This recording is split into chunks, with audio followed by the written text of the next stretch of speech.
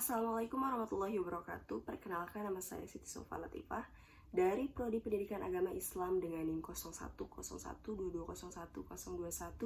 kelas 6A kuantitatif. Video ini saya buat untuk melengkapi tugas sosiologi pendidikan yang diampu oleh Bapak Dr. Sri Muldrianto MPD. Baik, dalam video ini saya akan menjelaskan salah satu teori interaksi sosial dalam sosiologi pendidikan. Yang mana yang saya pilih yaitu teori dramaturgi yang digagas oleh Erving Goffman. Nah, jadi apa sih teori dramaturgi yang digagas oleh Erving Goffman itu? Oke, saya akan menjelaskannya. Jadi, teori dramaturgi itu salah satu interaksi sosial dalam kehidupan sehari-hari yang dapat dipahami sebagai sebuah pertunjukan ataupun drama yang dilakukan oleh individu untuk mengelola kesan yang ingin mereka sampaikan kepada orang lain. Jadi tetap ada kesan yang akan disampaikan oleh orang lain seperti dalam drama yang ingin menyampaikan pesan-pesan dalam sebuah cerita tersebut kepada para penontonnya. Dan ternyata faktanya kita semua sedang menjalankan peran kita masing-masing. Entah itu di dalam rumah kita tentunya pasti berbeda peran. Contohnya di dalam rumah, saya sedang menjalankan peran saya sebagai seorang anak, yang mana saya harus tunduk dan patuh kepada kedua orang tua saya, dan saya sebagai seorang kakak, sekaligus sebagai seorang adik dari kakak dan adik saya. Seperti itu. Kemudian ketika di luar rumah, peran saya bukan lagi sebagai seorang anak, tapi sebagai tetangga, ataupun sebagai seorang teman, sebagai seorang sahabat, dan apapun itu dalam dunia pendidikan. Teori dramaturgi ini bisa kita contohkan kepada seorang guru dan juga siswa. Oke, misalnya seorang bapak guru ketika di kelas ataupun di sekolah itu sebagai seorang pendidik yang mana harus menjalankan kewajibannya sebagai seorang guru kepada siswanya, menjalankan kewajibannya dan memenuhi hak-haknya yang harus dia penuhi sebagai seorang pendidik ataupun guru.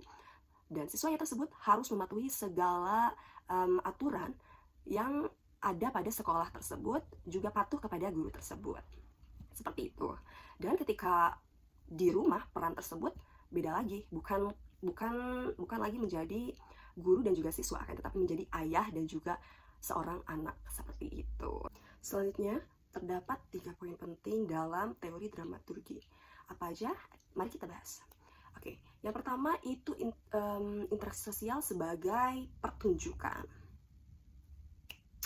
Yang mana di sini individu itu sebagai aktor yang tugasnya itu sebagai seseorang yang mengelola kesan yang ingin disampaikan kepada penontonnya. Betul sekali, karena dalam drama ada penonton, ada aktor, dan ada tujuan atau pesan yang ingin disampaikan kepada para penontonnya.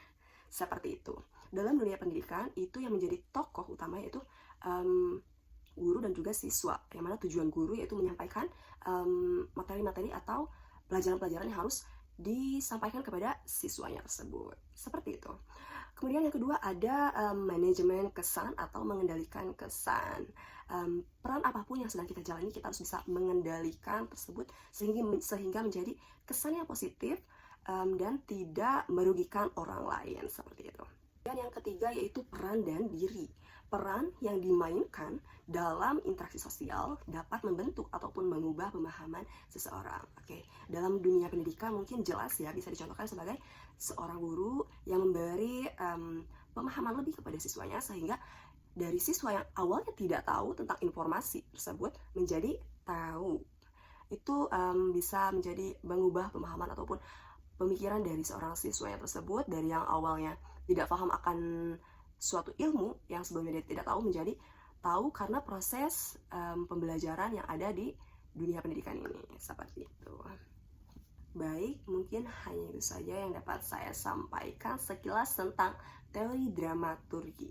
Terima kasih dan mohon maaf apabila terdapat kesalahan yang saya sampaikan dalam video ini. Terima kasih. Wassalamualaikum warahmatullahi wabarakatuh.